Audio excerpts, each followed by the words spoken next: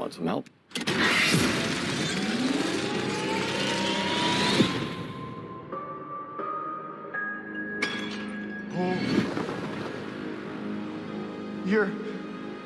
You are? Yeah. I'm Batman.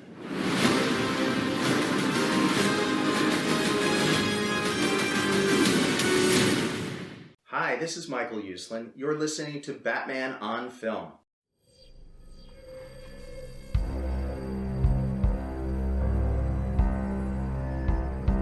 I'm vengeance. I have given a name to my pain.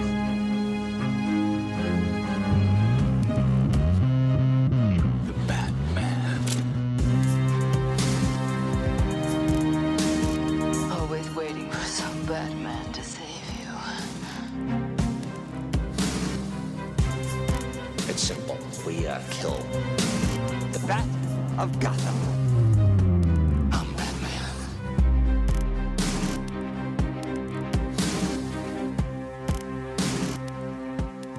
Welcome to episode number 120 of the Social Hour of Batman on Film podcast. I am the founder of Batman on Film, Bill Ramey, and we're going to cut right to the chase here. Right to the chase. I got three senior BF contributors with me this morning or today, whenever you're listening to this podcast. Ron Haas, Ron Lauer, and Pete Verra. Can you call us roundtablers? I missed that phrase. Oh, there's I gotta another bring it back. round table. That's old The school. BOF BOF. roundtablers. That was a good one. BOF roundtablers. All right. So The Flash. Ryan Haas and I talked about it last week. Non-spoilers, no spoilers, and a podcast. And now the movie's out. So first of all, here's a disclaimer. If you haven't seen The Flash and you want to avoid spoilers, do not listen to episode 120 of the Batman on Film Social Hour until after you've seen the film. There's your warning. Okay. If you continue to listen and don't come to me and say, why did you spoil me on the Nick Cage and blah, blah, blah, and this and that. And so whatever. All right. We've all seen it. And well, here we go. We're going to talk about it. So again, spoilers, spoiler alert. Okay. On fire. That's what in fuego. Here we go. Come on. Big flashing lights. Spoilers. 5 alarm Texas chili. Since basically Ryan Haas and I we gave our take on it. So I'm gonna let Pete and Lauer kind of summarize their thoughts, give it a really short mini review and their take, and then we're gonna move on to some specific topics. All right, Lauer. Since you were on time to this podcast, start. I thought I really liked it. I didn't necessarily love it. I thought it was really good. Not necessarily great, but I don't want to take that away as if that's a negative. I had a really good time with it. I was invested. I thought Ezra Miller did a damn good job playing multiple roles and was in, I think, every single scene. It seemed like we were attached to the hip. Yeah. With him throughout. So he's like Robert Pattinson of to the basically. Batman. It really was The Flash. Yeah, his perspective, the whole movie, surprisingly, probably the most I've enjoyed of anything that I've seen Ezra Miller in. I thought Keaton was a blast. Coming back, had a lot of cool scenes. And then Sasha Calle was good for what was given to her. She's hardly in the movie. Sorry. Good for what was given to her. It was fun of how the movie, you could see the direct pulls from the comic book story Flashpoint, but this was not page for page, panel to panel that, but you could see the influences, which I really appreciated and liked. And then in the end, this was definitely a Flash movie through and through, and it hit some pretty good emotional beats, especially there at the end. So I was satisfied, and I'll go see it again in theaters for sure. If you were writing a review for Batman on Film and you graded it, what would you give it? Very strong B+. Okay. All right, Pete, what you got? I think this movie for me is a real treat for DC fans, new and old. There's something in there for everyone. Hey, whether hey, you're hey, just in hey, here- hey. What? You come on here late. Now you're dissing me by calling me old. What's going on here? What's going on if you here? want to take it that way, you can. I just said Okay. DC Okay. in general. All right. God almighty. I wasn't actually thinking about you here. But Go ahead. I'm sorry. I I was think playing. this, whether you've been here for the last 10 years or you're someone who's been here through the trenches, through all the dark days and everything, there's a treat for you in this movie. It is like Ryan said, it's a Flash movie at its heart. It is the definition of a loose adaptation, which is great because I appreciate taking something from print and making its own while still staying faithful. And it's a really good heartfelt action movie. If there is such a thing, like, because the movie starts with a great cold open that one that we haven't really enjoyed this much since Batman Forever, and then it doesn't really let up except for a couple gut punches there. But it's a great ride and it's a lot of fun, and you got to keep up with it because it moves at a fast pace. It really does. It really is a Flash movie because it just starts and it doesn't stop.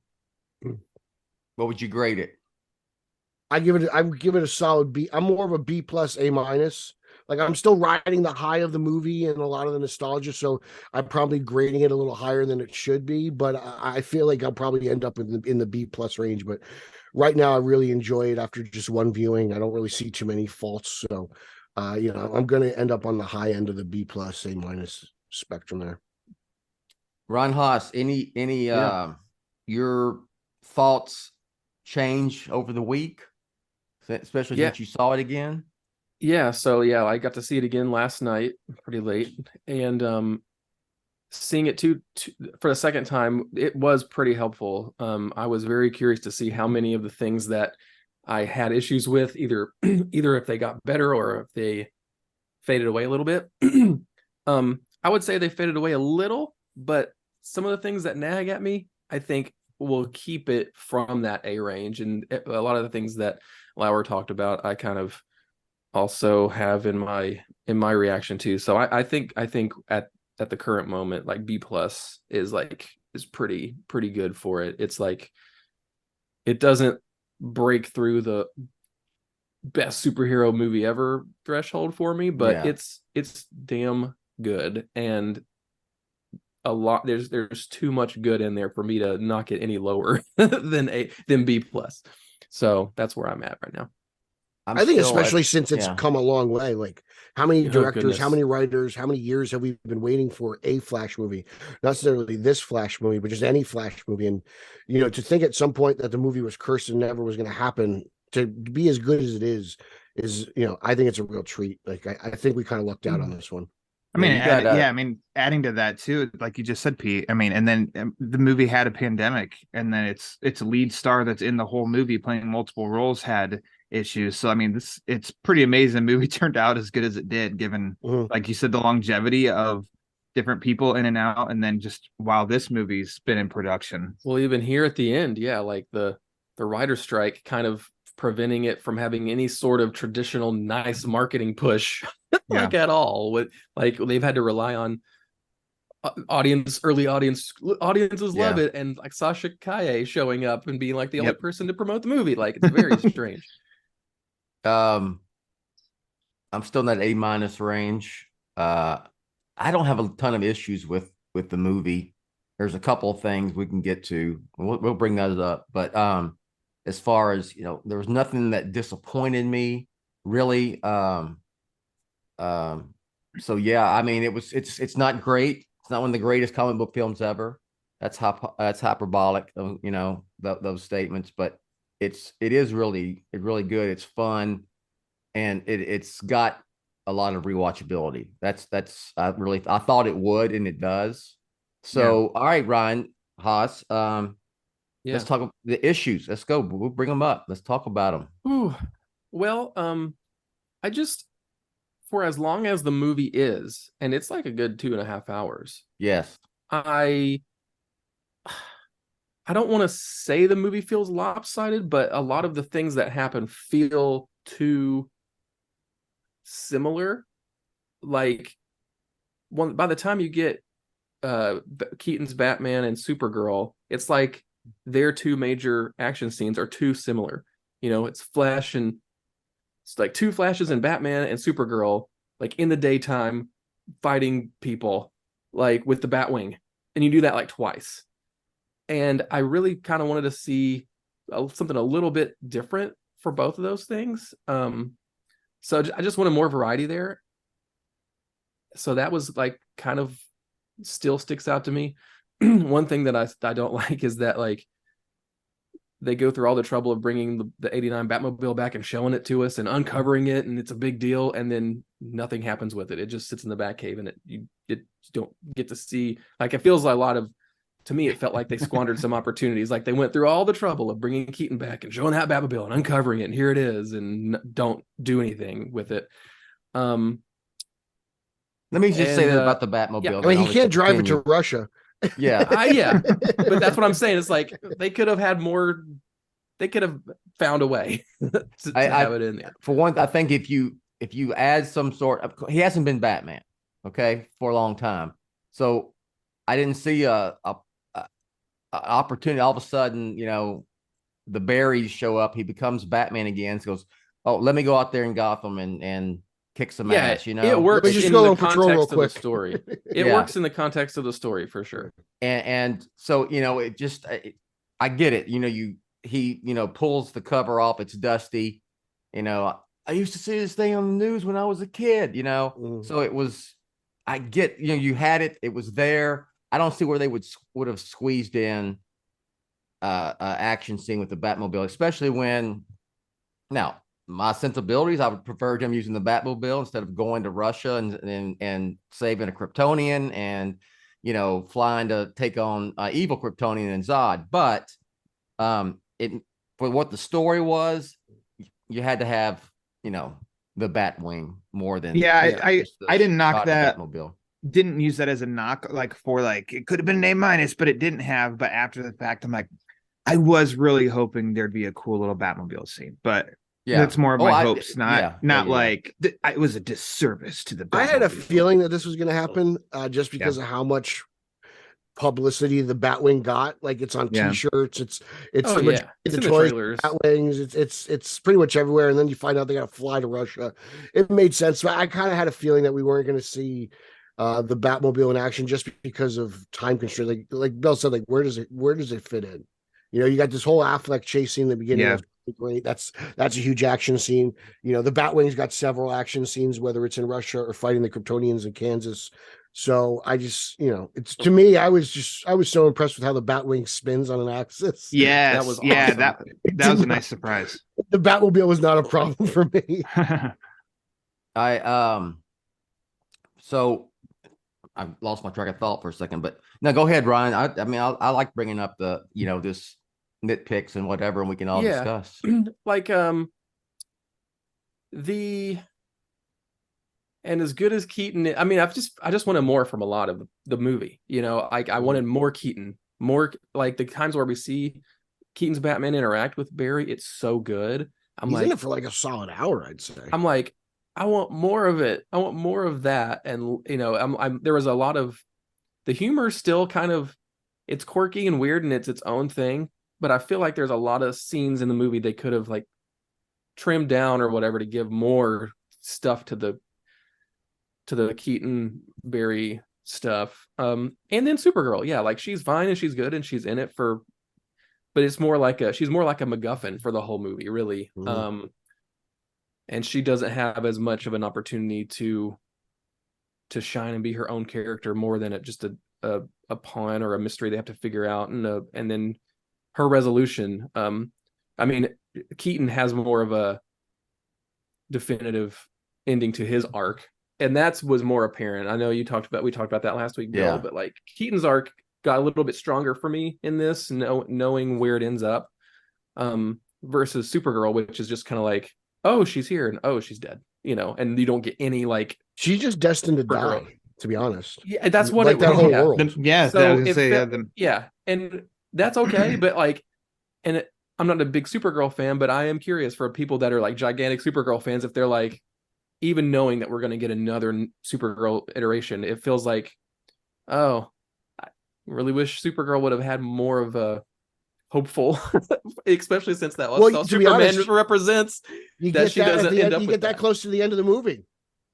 If you're gonna, That's true. you kind of get that little one bit of closure Supergirl there. dies, but then you get like you get, three you know, Supermans that you you get get to Helen see Slater after that. pops up at the end. Exactly. It would be- Helen spoilers. Slater well, should have been like, oh dang, like another version of me just died. I would say that in terms of not, wanting more Keaton and wanting more Supergirl, well, we were supposed to get that because they were going to be part of the new DC The Justice League Incarnate or whatever they're going to call it. Post, for the Gunn, Safran, new DCU became to be. So that's one thing. Because at one point, well, I can talk about that later, but there were set photos and stuff that you would have, if you were looking at that stuff, that you would, yes. And that's why, that was in my head when I first saw the movie. It's like, where's that scene? Where's that scene? Like, oh, they should. That's why I don't look at them.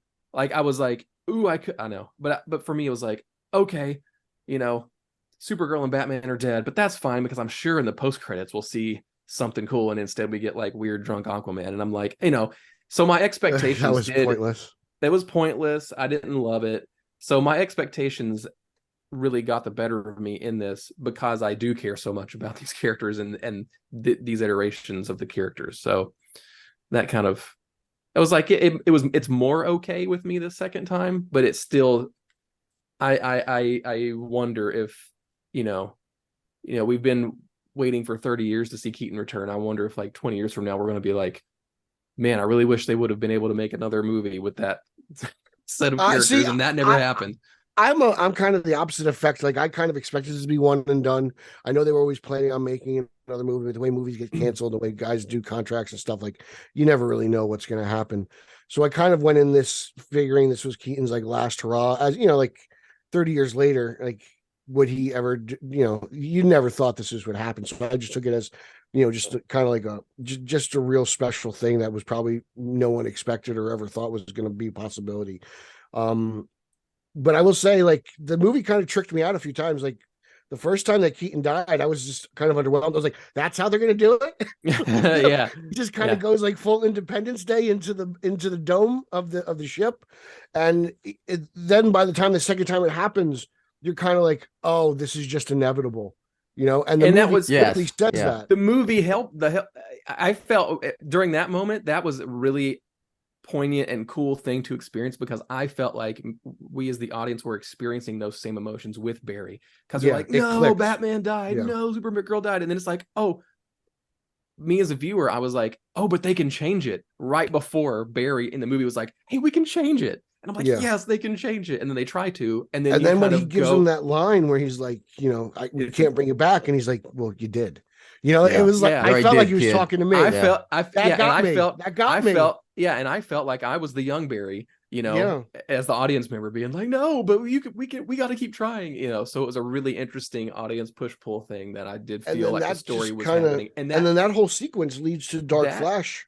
Yeah. And I think that, even though this does have the third act bombastic CG everywhere thing, that emotional resonance definitely does elevate this for me beyond a lot of other third act CG comic book movie fests, is because that stuff does connect with me.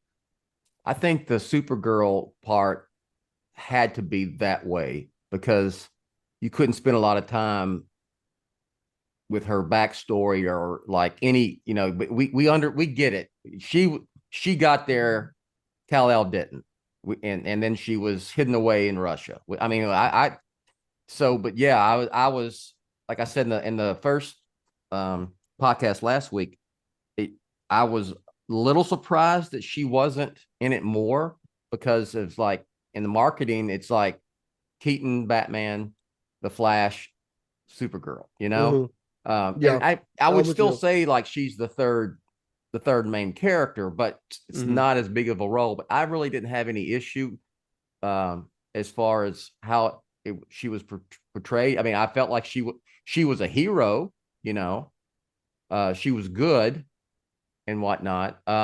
I liked her little mini arc. You know, she originally was Yeah. hesitant to trust a human. She flies off to see Zod. Then he sees him just kill people mercilessly, and she realizes this is not who I want to be. Like it happened really fast, but like I'm with you. It had to be that way. You know, if you're going to get all that good Keaton Barry stuff, something has to be sacrificed, and it's going to be the smallest actor on the bill, and that's her. All right, let's talk about. Okay, here's my petty complaints department right here. Mine. I had a little issue with the cameos. I kind of hinted to that last week with Ryan, and a lot of it is like, you know, it's the each individual fan would have their preferences, right, of what they would want to see in those, you know, Speed Force cameos. I thought the Nick Cage Superman was cool, but I was like, my God, I think this was like the longest. They focused on that more than any of the other stuff that popped up. I have to say, I think that was the right decision, though. I think it was too. Because it's such Because a that's legend. the one we've never seen. Yeah. You know. That one also to me looked the best. Yes. Like flat by out, far. I think. And I know it's because Far. Nick Cage is done compared or is alive compared to, you know, Christopher Reeve, but I don't know if those two they I even thought had was him. rough with the face stuff on Reeve and Supergirl. Like the faces on those, I was kind of like, ugh. And then when they show Cage, I thought the Cage stuff looked great. Like I thought all of that looked really, really I good. just- And then some of the other Hearing stuff Kevin seemed Smith like, talk about John Peters smoking weed, talking about Thanagarian snare beasts, like it's all just Yeah. going through my head. And that like Hey, 1 got minute, script in segment one of hand it. and a loaded gun on the other. That's my Like, point, is that was for of all the people who see the Flash, that cameo was for a super small percentage of people like us who now know, you who say know. that, Yes. but my lady has no idea about the Superman Lives anything at all, and she got entertainment out of it because she goes, both Nick of my Cage. screenings when mean, it's revealed, yeah, my theater's like, oh my God. Like, But how she's many still got- people will see that and think, why is Nick Cage is just doing a cameo as Superman, have no clue if Superman Lives, you know? I don't know that I don't know that matters though, because like But I then- said, she didn't have any attachment to him in any of this story, and she got entertainment out of it. I'm like, oh, it's Nick Cage's Superman. So here's I mean, my I don't know. counterpoint. Here's my counterpoint. These days, the general audience knows that they need to stick around after credits for a Marvel movie. And like the last one, I don't know, 20 Marvel movies has like a post-credit scene, some giant famous actor about playing some character but nobody knows about. That's like 3 movies away. And everybody's like, oh, and then they have to go look it up. Well, who is this? What is this? I felt like having this Nick Cage thing like in the body of the movie and have it be part of the movie and not just like it's part of the movie. So I think even the people that are there as just general audience fans will see that and wonder why did everybody get That's crazy fair. about this? Yeah, that's a fair They'll go look point. it up, and that might make some people want to rewatch it. When I went to see this movie yesterday, I took my mother because she's been through a lot of this stuff for me. I had a feeling there was going to be some kind of cameo that she would recognize. Now, did I expect it to be who I thought it was going to be? No, because when she saw George Reeves pop up on the screen, she screamed out, "That's George Reeves." My 60-year-old mother got really excited about that cameo. Nice. And I think that's really special because I was kind of right on that. There was something in there for her. For me, it was Michael Keaton, and to be honest, the Superman Lives segment, which I thought was great, but for her, it was George Reeves popping up, and then you see Adam West, and you see all the other pop-ups, the Helen Slater and Christopher Reeves, and I liked how they leaned towards Superman there. But like you saw the multiverse and the worlds colliding, and I thought that was really cool. I dug all aspects of that. I liked how it wasn't heavily on Batman 66, and they leaned towards some things that have been forgotten. Like, not a lot of people talk about George Reeves Superman anymore. You know, no one talks about how he stopped ducking when they're throwing guns at him. Like, that part was cool to me, and I really respect what they did there. That's interesting how you said it, like, because it's just everybody knows Batman 66. Does it need more of a spotlight? But I was a little surprised didn't zoom in more on the Adam West part. We got what it was. We got who it was. But I was just maybe a little surprised they didn't go further on that. But it didn't bother me. It wasn't a strike against it or anything either. I will say I did find it interesting. There wasn't a whole lot of reference, if any, really to the Nolan stuff, except for Haas pointed out to me yesterday that Batman being retired for so long is probably, it could be, you could say it's a nod to Rises. But when he was stitching himself up, did anyone else kind of get the idea of like It was a big dog. Dog. Did that pop up into anyone? Did it look like the same wound? Like, I don't know. Like it just, am I just overthinking it? I don't know if that would be a nod to the Dark Knight or the Nolan verse, but I think it was just because it seemed like it was like a scene showing Michael Keaton, he's back as Batman. He's old. Mhm. He's sort of, he was Feels getting good. some sort of, Yeah. he was, The juices are it flowing. made him happy that he was Yeah. having to repair himself because he had been Yeah, Batmaning again. Yeah. But Yeah. speaking of the Nolan stuff, I wish there had been a shot of, Christian Bale Batman just in there that, at Somewhere. some point. And this is the Batman fan in me talking, I would have liked even a shot of Kilmer's Batman at some point, because really Well, you it's all the other ones you get. technical. Yeah. At the end of the movie. well, it's the same guy supposedly. well, is it now? I don't Because, know. Is it the same Keaton? I don't No, know. I'm at the point now, really, and I'm being serious, that because I would always, for years get those questions about, I'd say, well, technically Kilmer and Clooney is the same Batman as Keaton's, because it was supposed to be, but now it's clear that it looks They're like multiverse spaghetti strands. They is what consider, they are. yeah, exactly. Exactly. DC has really gone out of their way within the last few years to really stress Batman Returns and Batman are separate from Batman Forever and Batman Robin.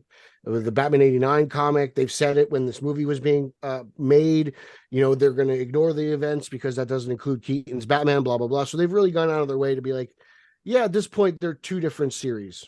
And that's Batman fine. films. I actually, Don't bother that's me. fine with me. Just I mean, I read finish up, Detective and Batman, so it's so all the I don't same. want to, I'm not saying I liked the Nick Cage thing. I thought it was cool. It was in there. I was just kind of like, you left out Grant Gustin. You left out some stuff. I would have much rather had Grant Gustin. Like I told this to Eric, we did a show yesterday, eating Big Belly Burger post credit scene with Ezra talking about timelines. Than Jason Momoa. Like I know that it's say, oh look, Jason Momoa is still the same Aquaman. I get it because he's got a movie coming out, but I didn't need to see him fall face first in a puddle of dirty Central City water. I would say, just to go back to the cameos, you had George Reeves, and George Reeves did a movie, a Superman and the Mole Man, but it was a TV series. That was kind of a commercial to set up this TV series.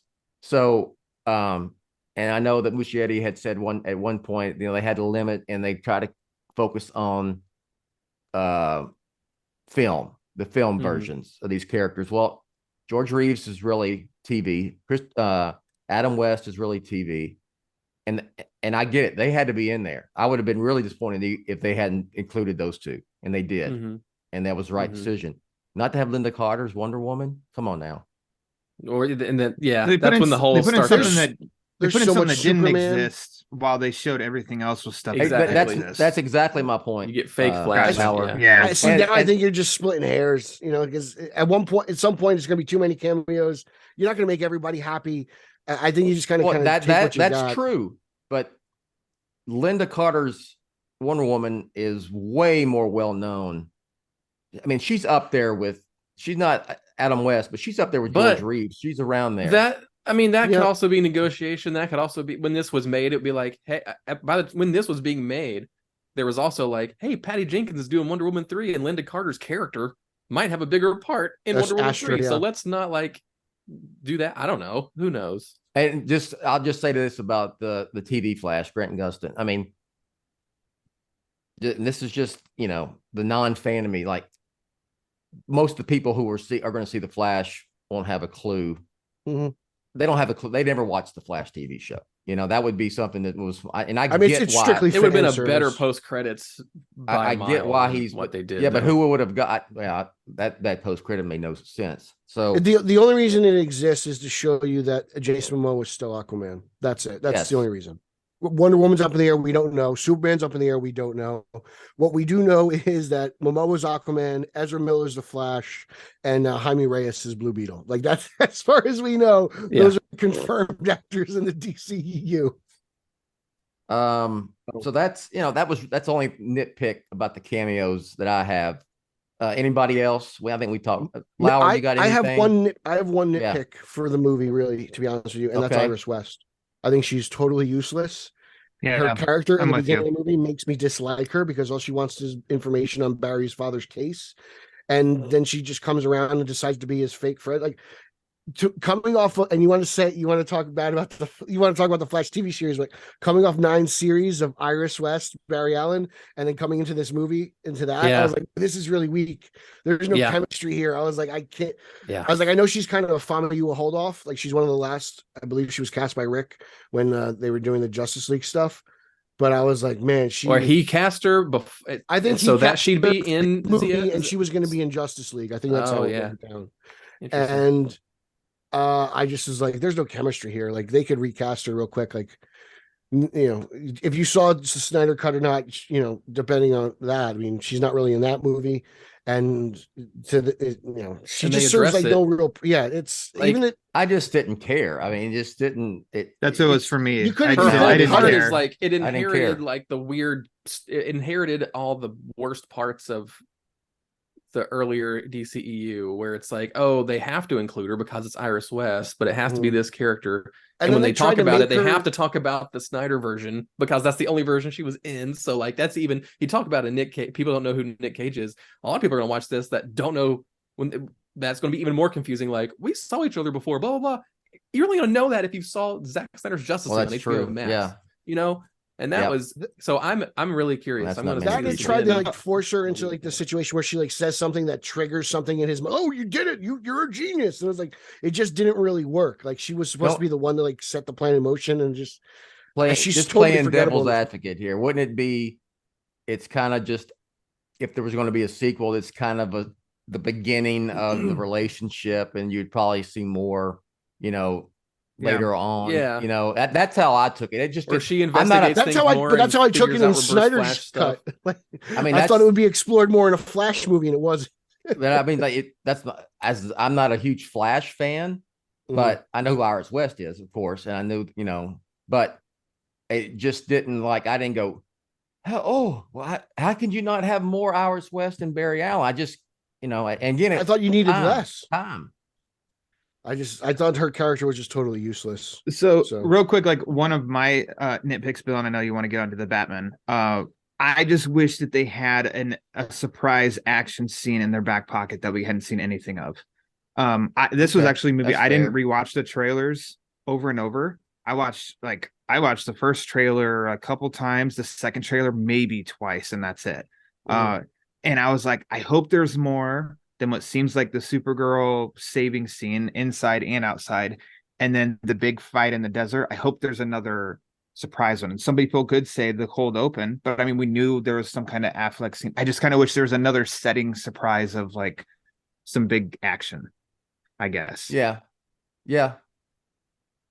I get that. That's all. That's fair. I would say, and this is I play the devil's advocate here. Where would they have fitted in?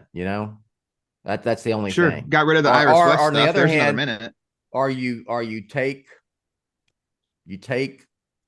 something out to include it, or I don't know. I mean, look, it's a movie, so it's 2.5 hours. So I mean, exactly. We can all, And then also, but then they did a nice surprise, as Peter already brought up, of the Batwing doing the Keaton stays put and the rest of it spins. That was a nice, okay, I've seen the Batwing and trailers and stuff, but we didn't see that. So that was at least something of a way you think but surprise. Or like Batman trying to blow up, Space Hulk, Yeah, I thought that was cool. I still thought it was a little weird. Like every time it's like, man, he's just going to make a really dumb decision and die here, isn't he? Like the inevitable. Because he is like, This is my last ride as Batman. I Yeah. gotta go out somehow. You know, he's like, yeah, okay, that's protected. He isn't. And I was like, he's just jumping around, putting napalm on this guy's skull. Like, it was cool to watch, man. Just everything. That whole scene in Russia where they're saving Supergirl and he doesn't talk much, and by the time that the flashes are ready, like he's already gone, and it just felt like Batman and Batman Returns to me. He's just walking around corners, just gone and silently, and just taking the lead and watching him use the cape as a shield. Like I've never seen a Keaton Batman move so wonderfully in my life. Like he didn't seem stiff and rigid in that suit, other than the few times that one of the Barrys tried to turn their head. I thought that was a cool gag. But yeah, like he just looked fantastic. The stuntman looked great doing the scenes. The suit looked wonderful. He's just trying not to die.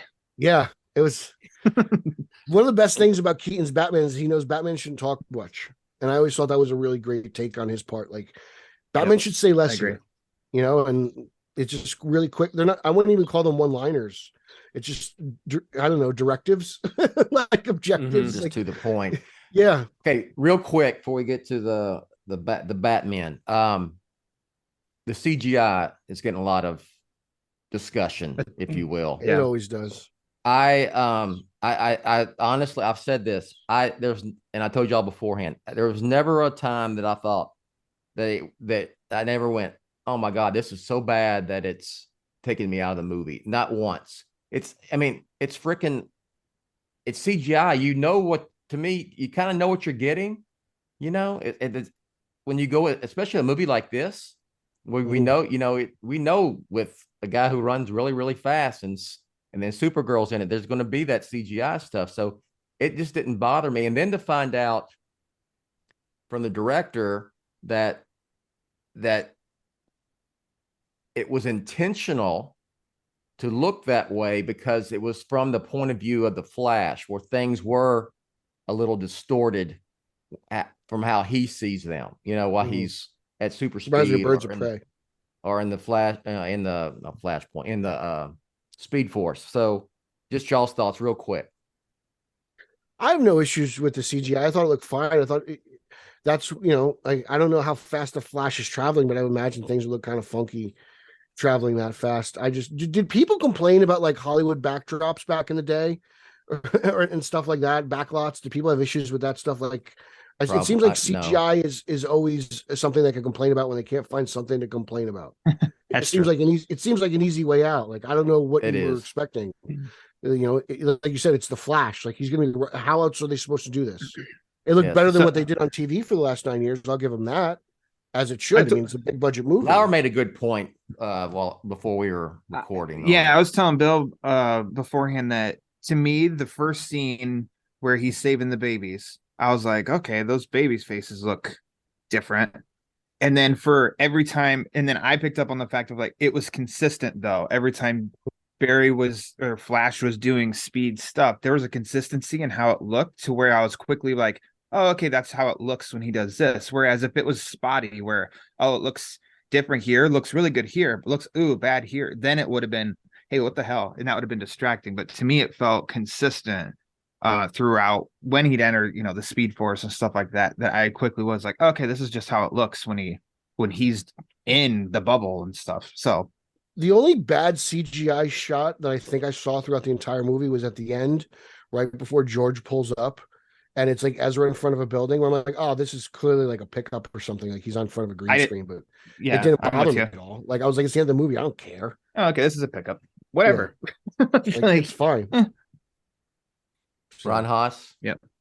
Yeah, it feels weird to me to be, because usually I am with y'all with this stuff. Like with Shazam, like I thought the CG in Shazam, the new Shazam, was really good.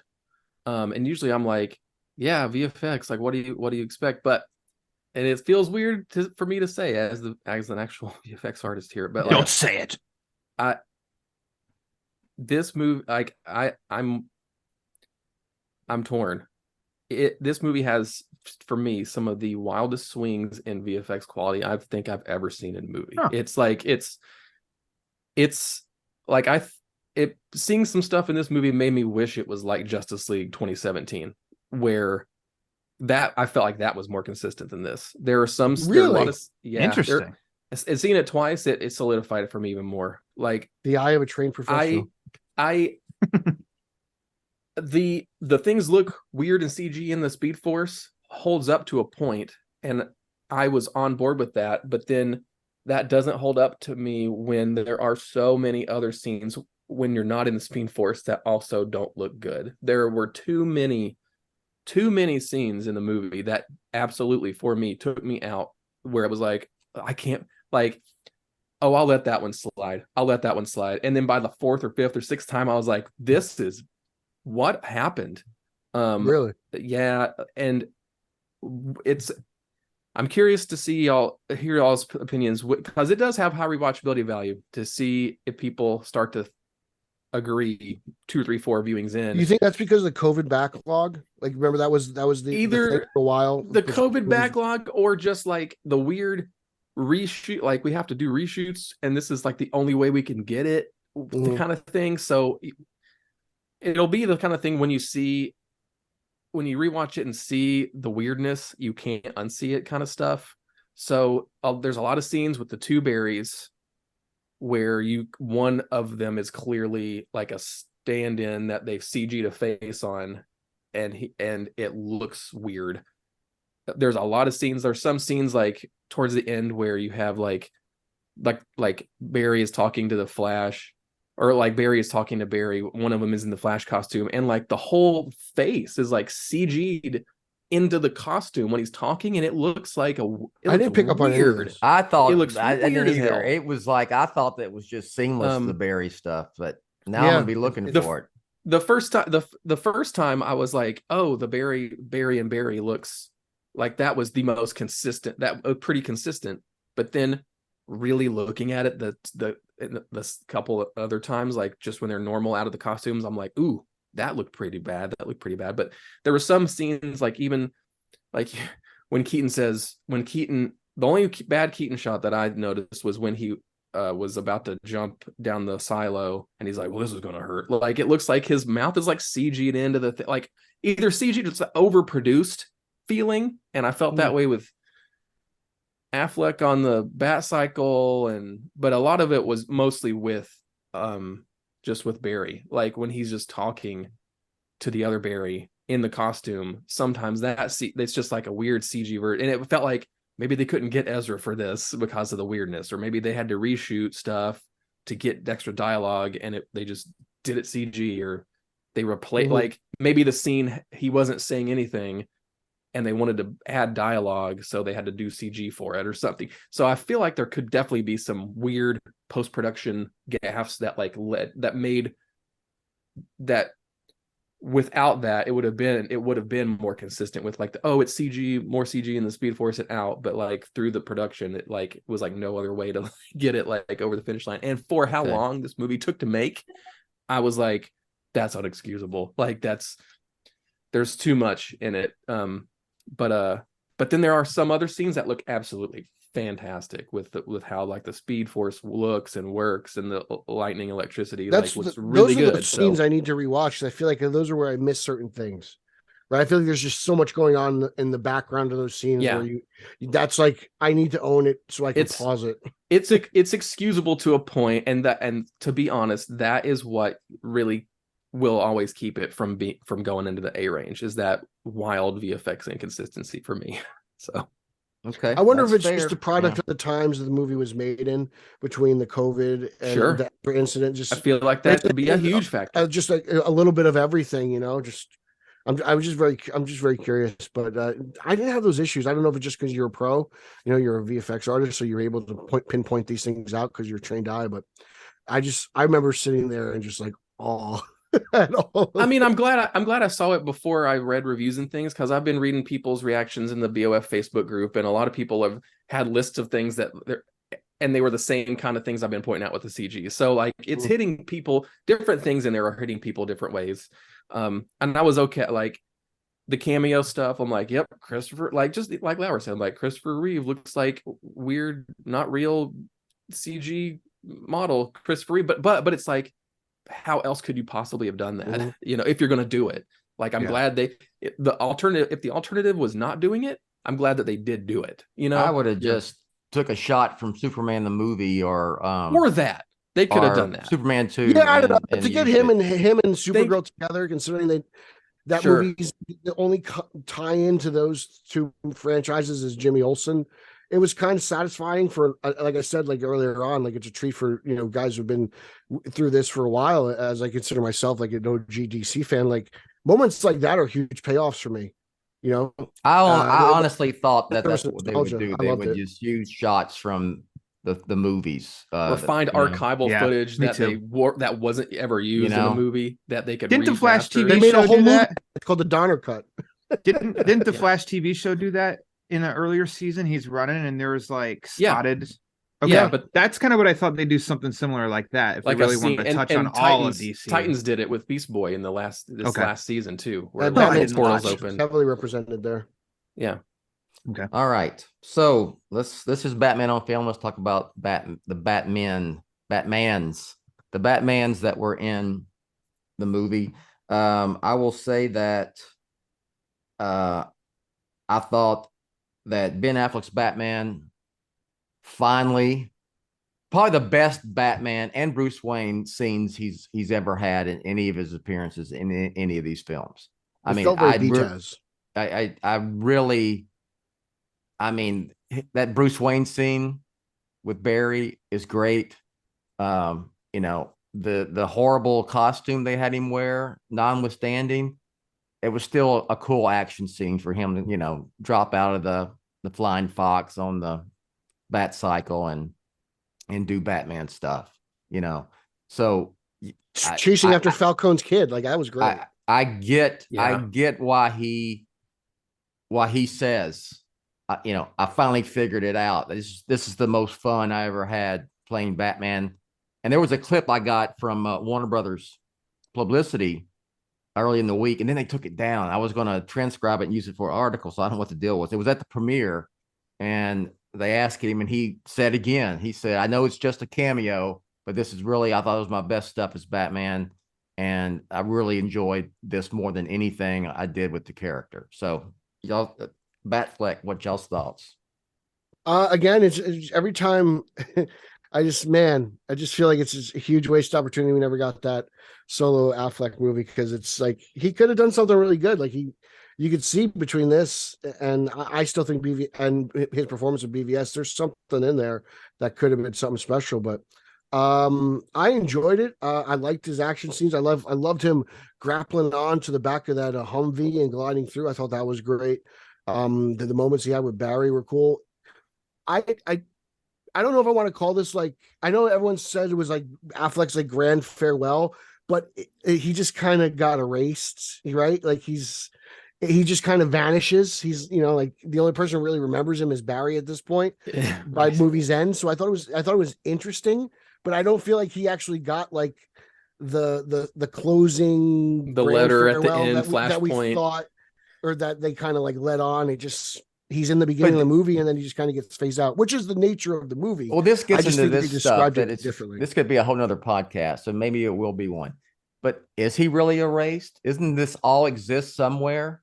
Because that's what I felt like. It just at this, for one thing with Barry, once you change something, things are never going to be exactly the same in your reality. I think it again. existed. I don't know if anything's.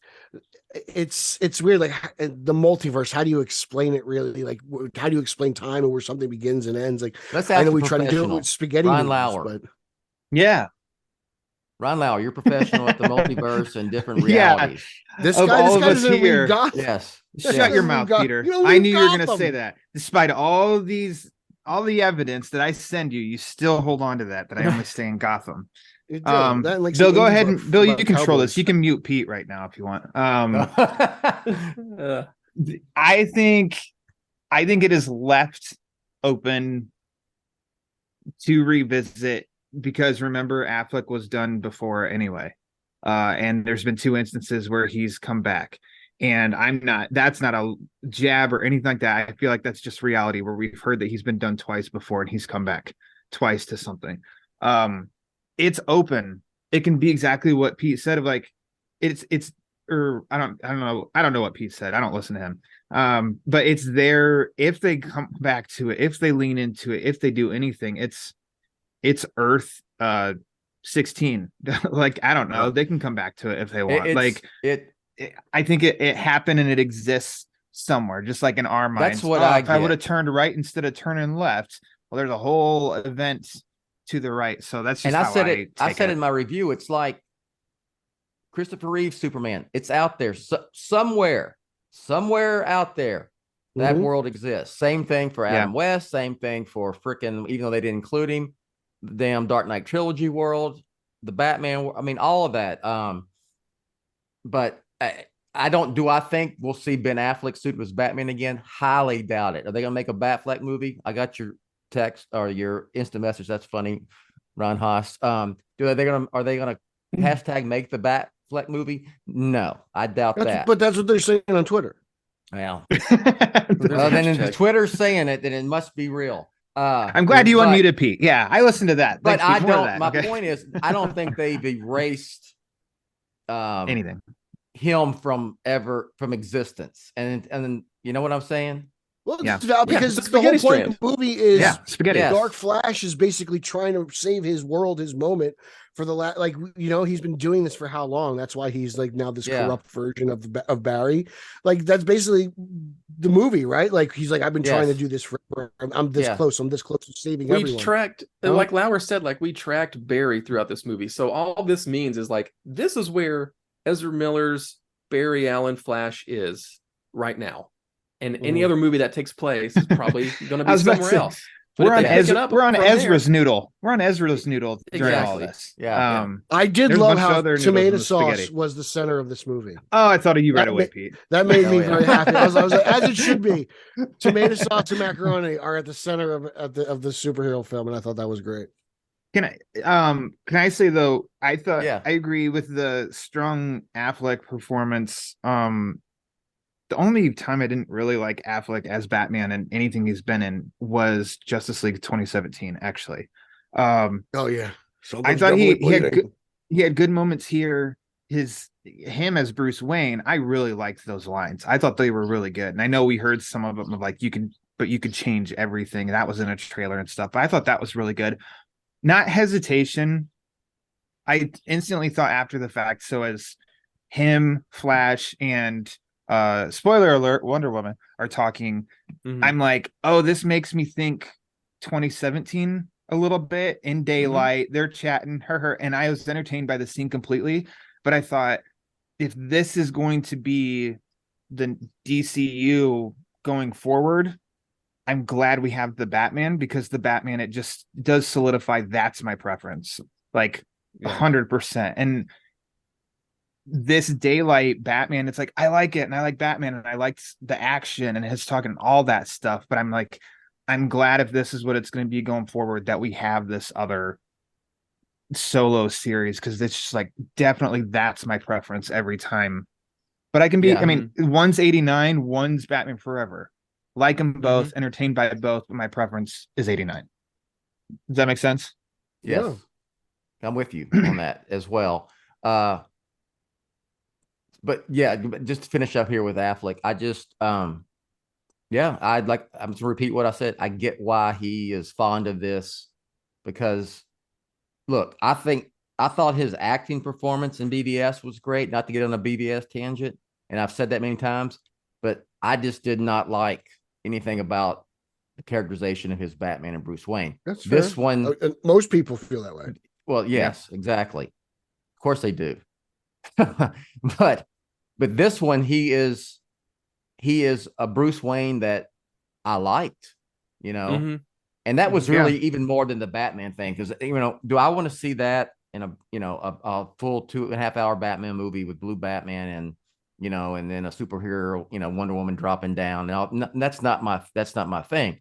But it was still a cool action scene with that Batman. But it was really the Bruce Wayne thing that I thought was, and just in that 2-minute scene or whatever it was. Yeah. It was the best stuff he's ever did. I get it. I get what he's saying that for. Why he's saying that. For me, the daytime Batman stuff didn't bother me at all. Like I actually didn't even realize it until Lauer mentioned it.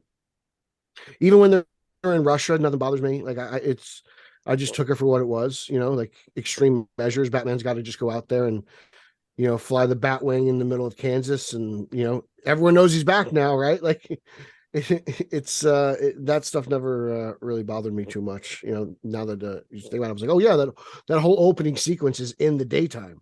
Like it's just 3:30 in the Barry afternoon. says, it's like 7 a.m. He's like, why is he still awake or something? He makes that comment in the coffee shop, which I thought, I'm like, if you call it out before it even happens, that's That like was a the little way to bit do of it. like, okay, we're getting it out there. We've been doing this all we night. realize exactly.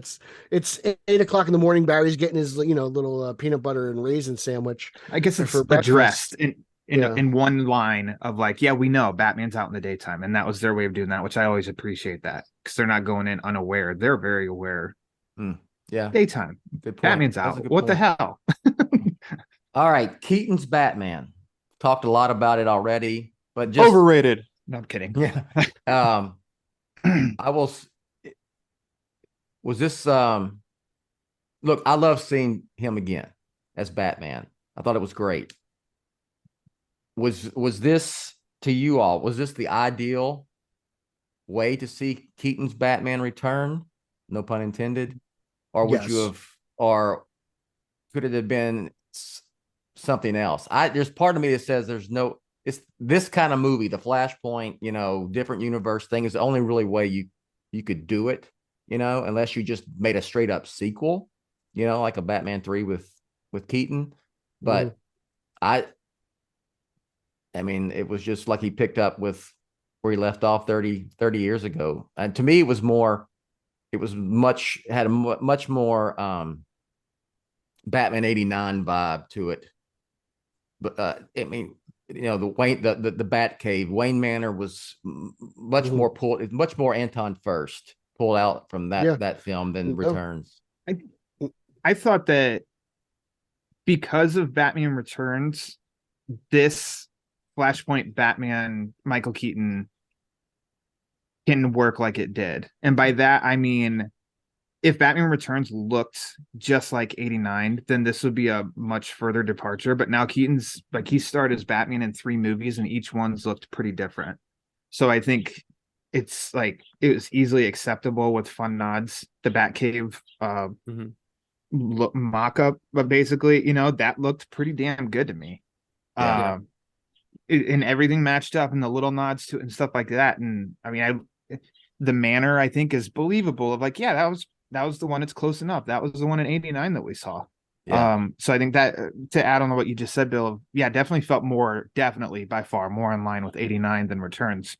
Especially totally as you're worked for walking me through the house. And I mean, of course, Keaton moved. Yeah, what do you want us to do? Pass the salt?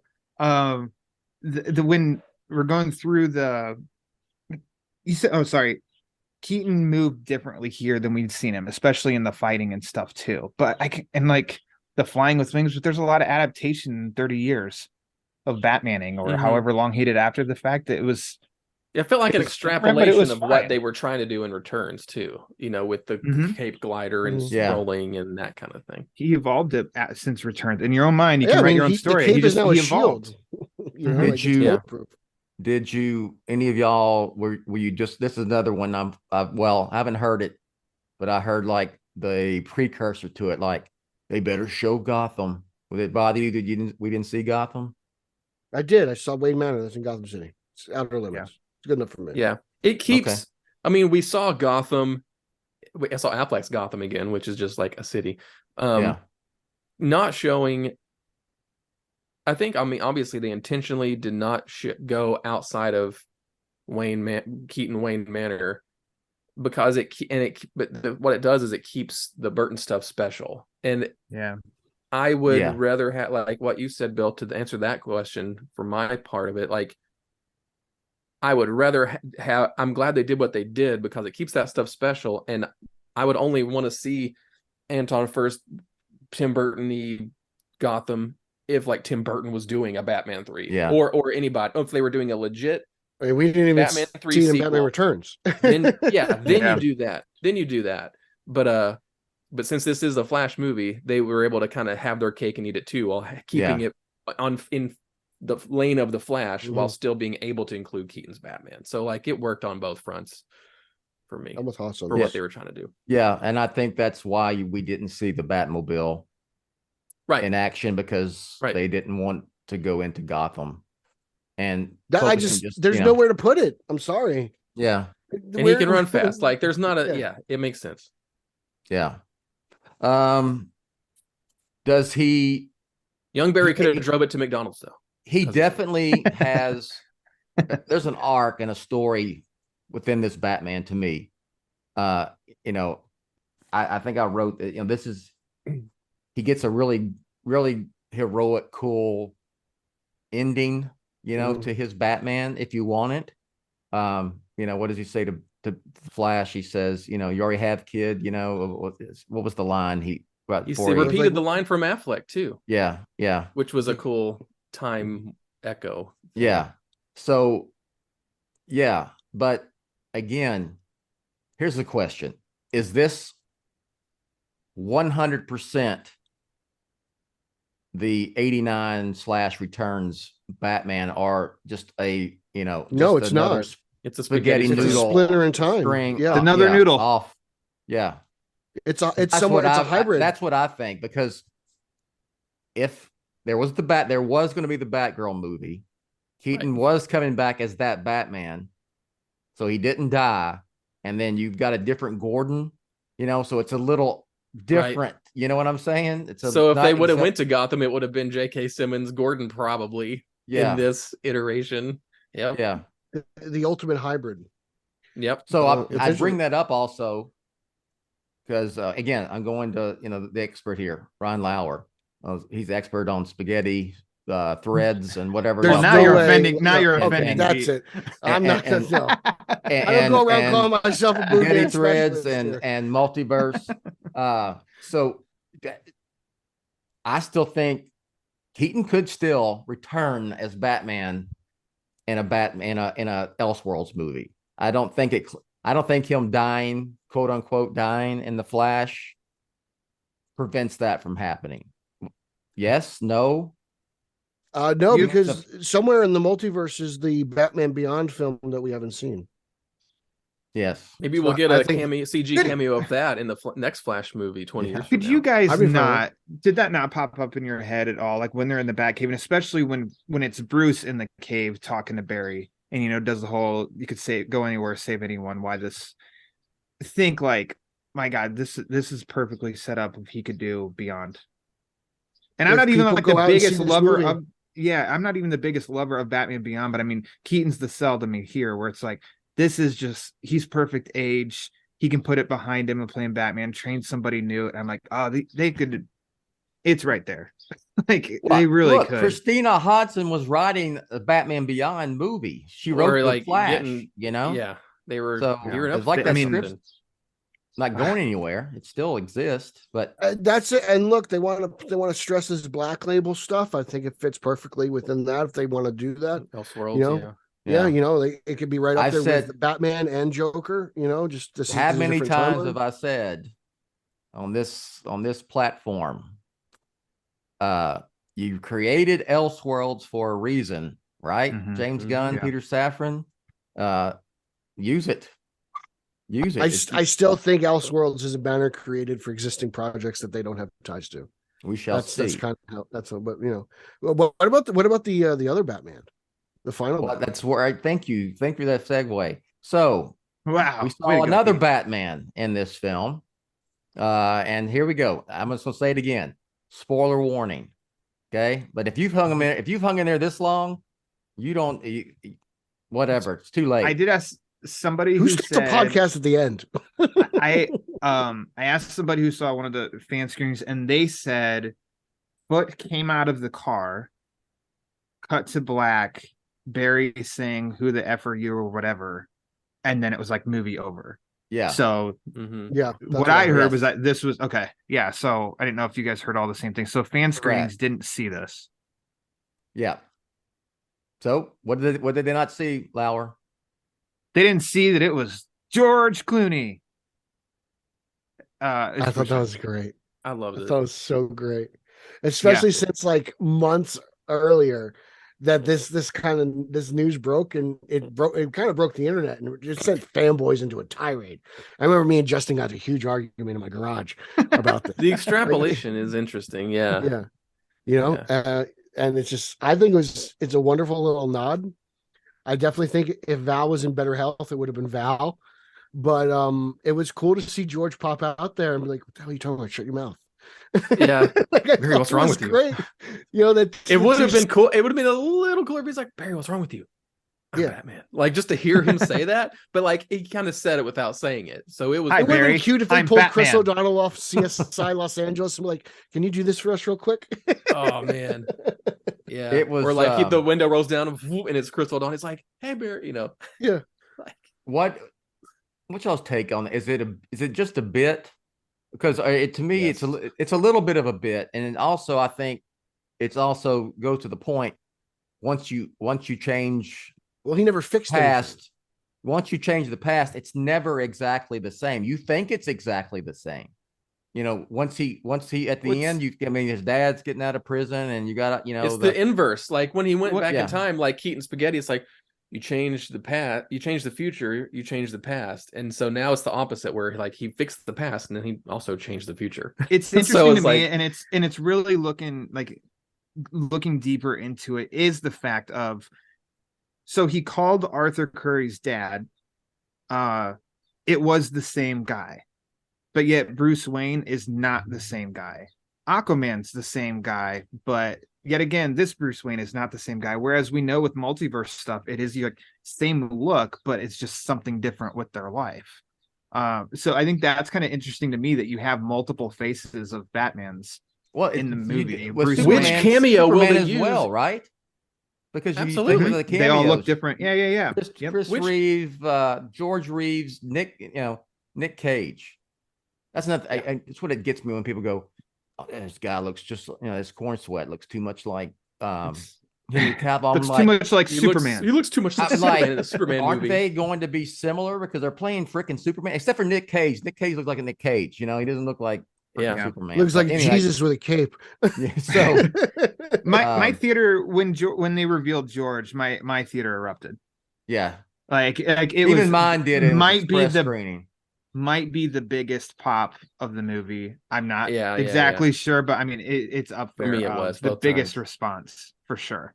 So whether people are just like, "Oh my gosh, it's George Clooney," or people are like, "Oh, because So he's like wherever- Bruce Wayne," like we're Barry, the Barry we followed, right? Mhm. He's made it back. Then He Batman made it back. He and reorganized Batman the grocery is store. the Clooney version of Batman. but the tomatoes So- on the top. But it is Yeah. funny how Barry goes back, and the other version of him looks just like him, and he talks about Batman. I don't know why he calls them different people. It's just they don't look the same. They're all freaking Bruce Wayne, It's Mhm. just whatever. But I look, I wish I hadn't known, but I knew this was coming. But it also, I mean, you could take it for like, okay, well, is he now, when we get to this new DCU, is George Clooney is George Batman? Clooney We is the need to Batman see of the who- DCEU at the No, no, end no. of the Flash. Until we Or- see which cameo they go with in Aquaman, because there's a Keaton post credits and then there's an Affleck post credits. Right now they're filming a Clooney post-credits. Now will they have to do a Clooney post credits or like a Brave and the, whoever's going to be Batman and Brave You and the know Bold who was post-credits. supposed to get out of the limousine, right? No, original. who was Probably it? Keaton. We was saw Keaton. yeah. Right. I mean, it makes sense because they were trying to do this whole like multiverse hopping Justice League, right? Like that was kind of supposed to be what the DCEU was. Well, that's right? how Like, it would they have were- led into Batgirl, right? Like that's how Yes. that's the universe that it He comes- continues with. The limousine pulls up. Barry thinks it's going to be, Benjamin. Affleck's Batman, that version, and it's the Keaton who he'd been with in the movie. And Man, that he's makes me wonder alive. how bad Batgirl really was. Supergirl flies down. She's alive, and Keaton looks at him and goes, "You ready to go to work?" And that was it. Set up the new DC rebooted DC universe after the Flash. So, I mean, Now we're gonna get Clooney and Damian Wayne. you know what? I wouldn't have a problem with it. I Wouldn't either. wouldn't. I swear I wouldn't either. My is the mention of Damien, not Clooney. Yeah. By the way. Yep. Yeah. I'm like, bring Yep. George back for redemption, but like, can we just bring back Chris O'Donnell too? Opening sign. He just Chris O'Donnell. He's jealous and he just beheads Damien. I mean, That's again, poetry. it's like Can Tim Are Drake the- get some redemption live action, Yes, please? there you go. someone brought that up before about the Clooney, and then okay, so is Chris O'Donnell? And I was like, well, he's not. When you start talking about this multiverse stuff, and they're not really the exact same. Here we go back to the spaghetti string thing again. Yeah. So Yeah. I'm just you know, at this point, fan service. This movie's loaded with it, so yeah. it just would have been cute. But My George last was enough thing, for me. I loved it. last thing I'm gonna say, and then y'all can have y'all's take on it. I thought I wrote it in the review. I didn't see any point. For one thing, I hate post-credit scenes. I wish the DC Warner Brothers stuff would stop, because to me it's a Marvel deal, or I should say an MCU/Disney thing. I'm tired of people, sitting through to the end because they expect it. I tested that because I saw the Batman the first time it was a press screening, so I sat through it. It was just press. I sat to the very end just to see. I knew there wasn't one, but I sat through it just to make sure there wasn't one. There's that little glitch with the Riddler thing at the end, but that's whatever. That's nothing. There's no what we call post-credit scene. So I went and saw it with Micah and The Jake audience. with a real audience just a few days later, a week later, whatever. And I sat there and waited. I waited to see what people would do.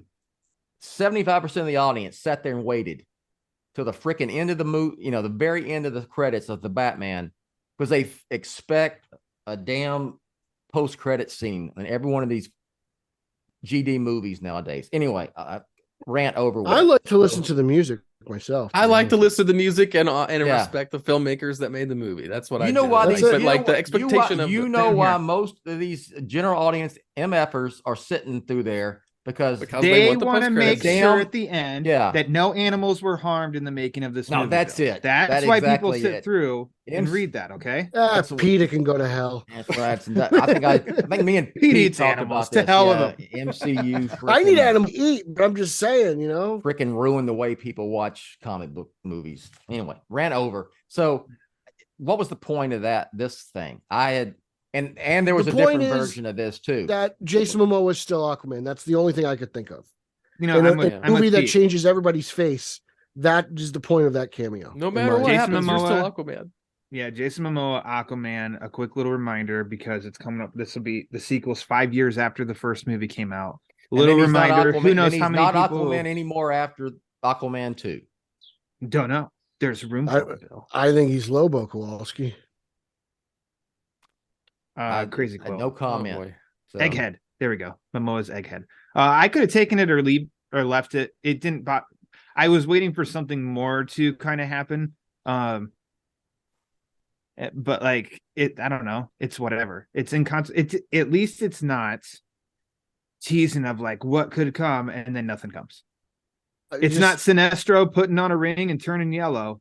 Yeah, and but we'll it's never see Aquaman it, lip so it's like- drinking dirty water. You think he would have a problem with some nasty puddle water? I'm just saying, like, You think You know, that was unless he's got some good gills. disrespectful to Momoa's Aquaman? If he thought it No, was, he because in the would've done first it. movie, he's at the pub That's cheering what it I up. say, Ryan. Yeah. Yeah. What'd you say, Haas? If Momoa thought that, he wouldn't have done the scene. Okay, that's what I was. Yeah, Yeah. same. Because there's people out there going, 'cause- they ruined Stop it, please. Give me Snyder's a break. Aquaman. I'm like, Snyder's Aquaman. That was James Wan, man. Come on now. Yeah. Snyder's Aquaman. Whoever that's said that, funny. I bet they had AP in their credits, didn't they? Oh yeah, Yeah, they- absolutely. If you got to write your name on a T-shirt, you go for it, kid. I don't know. Like, Absolutely. let's be honest. That wasn't Aquaman. That was just Jason Momoa out on. He a just night showed with up. Miller. He just showed up that day. There's Just another one talking. that about that. It was like, talking about him being how drunk as he was in that scene. How That they wasn't ruined acting. him with that. And I was gonna like, say, I he's know. a method actor. and I'm like, have you not seen the other? Have you not seen Aquaman? Did you not see him drinking? Have you not seen Momoa? Like as Yeah. he's like dangling his like many scarves and he can't keep them on. He's got and Guinness. He gives He's them an double fisting extra Guinness ring. all the Yeah, time. give me a Like, break. I mean, down I to thought it fifth in was funny. freaking Justice Play League. with So, this. Gives me some Yeah, ring. like almost every movie has had that. That's but had a minute. yeah, I'm with. I like beer chugging Aquaman. I didn't think of it That's an action that figure. way. So I learned something, Ron Lauer, because it's all connected. I all learned connected. that, all this was like, hey, got Aquaman coming down the line here, Aquaman 2. So Yeah, this was good. And actually, I want to say that this movie made me break my protest. I wasn't going to support DC until Gotham Knights season 2 was in production, but this movie was so good, I had to break my protest. Wow. the hashtaggers are going to be disappointed in that. So Mission accomplished. yeah. They won over Pete, and then they They won me included over. they included Barry's quote on spaghetti and sauce, and so they're like, "Yeah, we're doubling down. That's We gotta get Pete back." Okay. All right. Quickly, and I'll let Ryan Haas go first. Any final thoughts? I have a sneaking suspicion this will not be the last. In fact, Garrett is going to be hosting a Aquaman discussion on the Flash. original BOF podcast. But I was Wait, we're talking Aquaman? I'm assuming, and I'm pretty sure that this is not going to be the last time we talk about something about the Flash on a social hour, because I still have lots of thoughts. We've got to about overanalyze the box office opening weekend. Remember? Oh, yes, boy. we'll overanalyze that. So I hope all this right. box office is good, man. I can't go through another turmoil like that. I can't do that again. I can't go through box Honestly, office you know turmoil. what? It just doesn't matter. It really doesn't matter. Gunn in the new DCU is coming, and there's another thing. Muschietti already got himself a Gunn. new job too. Remember that? I mean, yeah. Well, That's in its own social hour. another Yes. one is how Gunn ruined DC on film with the Flash. James Gunn had nothing to do with the Flash. Okay, Yeah. Nothing to do with the Flash. It's for him. All right. Final thoughts and plug Ron Haas. Yeah, like Well, final thoughts for now until the next time we Yeah, talk yeah. about the Flash. But you know what I mean. the Flash, like I'm happy with it. That's my overall thought. Like I'm glad they finally made this thing to the finish line, and that the parts I really cared about being in the movie are in the movie, and they are good. And it's probably one of the most rewatchable DCEU films, and as kind of a closing chapter for the whole thing, I think it works really well. And I'm excited. I actually already pre-ordered the steel book last night on from Best Buy, so I'm excited. I hope Hell, you can already buy those things already. Pre-order Yep. that. Okay. Yep, it was up It's there. literally been out for one day.